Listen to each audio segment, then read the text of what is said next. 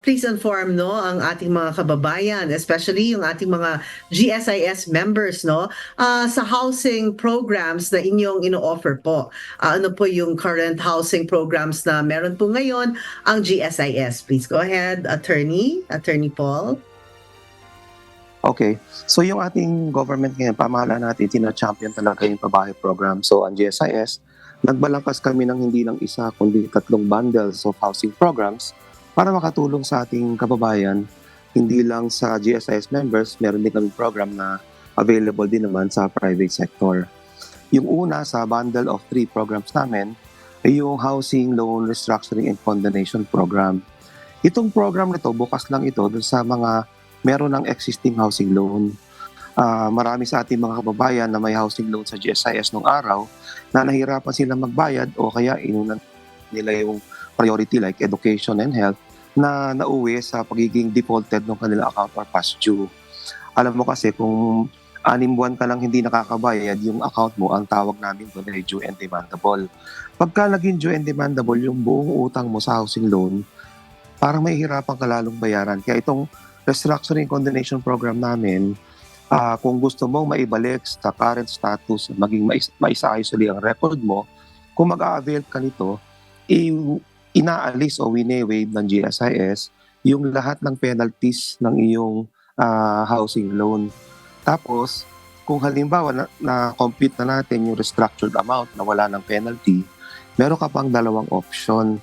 Yung unang option, kung nakita mo na yung restructured amount ay kaya mo nang bayaran ng one time, pwede ka pa rin namin bigyan ng waiver o discount ang portion ng interest. Yun yung kung magwa one-time payment ka. Pero I think ito naman yung marami. Kung yung restructured account mo, restructured amount, pag kinompute ay may hirapan ka pa rin kahit tinanggal na namin yung penalties, meron ka pa rin option na bayaran ito on installment. Kaya nire-restructure namin. Kung mag-i-installment ka, pwede mong bayaran maximum of 10 years pa rin.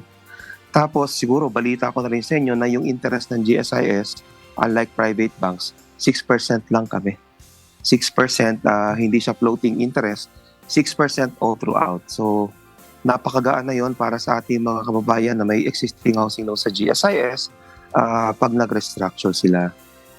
Isa lang yan sa aming programa. If you will allow me, ikukwento ko naman sa inyo yung pangalawa namin programa. Ito yung naging napakaganda ng resulta at napakarami nating mga kababayan ang nakapag-avail na nito.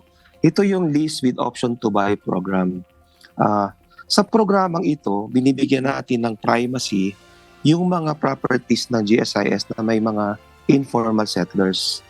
Alam mo, Miss Jackie at Miss Annie, ang patakaran talaga ng government, ng any government agency, kapag yung kanyang property nakita niya tinitirhan ng mga pamilya na wala namang authority, yung tinatawag na informal settlers, ang knee-jerk na policy ay padalahan ng notice to vacate at saka kasuhan ng ejectment sa korte.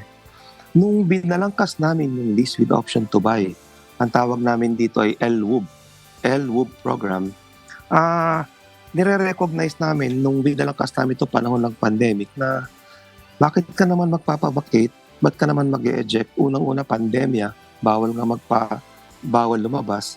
Pangalawa, kung titingnan mo yung mga pamilya ngayon na informal settlers, hindi naman sila mga masasamang tao, hindi naman sila masasamang pamilya. In fact, kailangan naman natin lahat na magkaroon ng bahay. Kaya binalangkas namin ng lease with option to program. Under this program, bibigyan ka namin ng dignity through lease. Alam namin na mahirap bilhin ang property, mahirap bumili ng property. So ang option mo ngayon, hindi lang dignity through house ownership, pwede ka magkaroon ng dignity through house lease. Bigyan kita na example. Kung ang bahay na tinitirahan mo ay 1 million ang value, kung bibilhin mo yung 1 million, hindi mo naman kaya ka nga nag-informal settler, di ba? Pero kung ililis mo halimbawa sa GSIS, sa 1 million ang babayaran mo lang sa amin, humigit kumulang 30,000 per year. That's 2,500 a month. Lease rental. So, nung nilunsad namin itong programa ito from September 2022 hanggang ngayon, alam nyo ba na 2,700 na families na ang nag-avail? 2,500 families na nabigyan namin ng dignidad through the legality of leasing.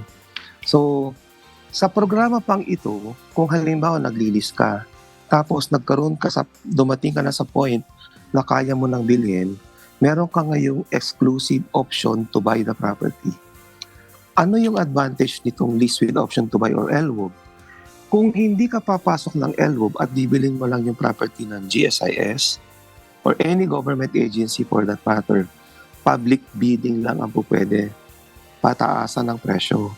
Dito sa LWOB, kung papasok ka muna sa list na magaan, tapos gusto mo nang i-exercise yung option to buy, hindi pataasan ng presyo kasi nasa iyo lang ang eksklusibong karapatan na bilhin yung property.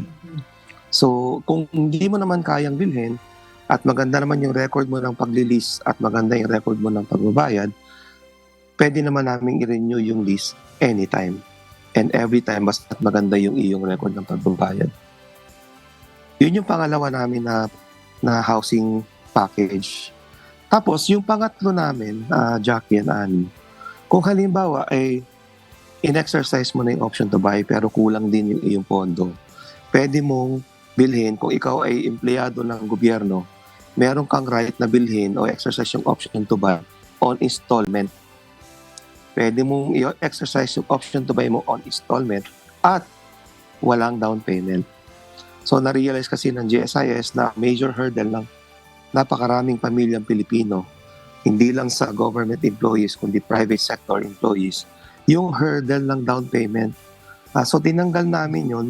Ang programa namin na pangatlo ay yung no down payment, all installment, or hulugan na, no down payment pa program. Under this program, pwede kang bumili, kung ikaw ay government employee, pwede kang bumili ng property ng GSIS, house and lot, at pwede mong bayaran sa loob ng 25 years.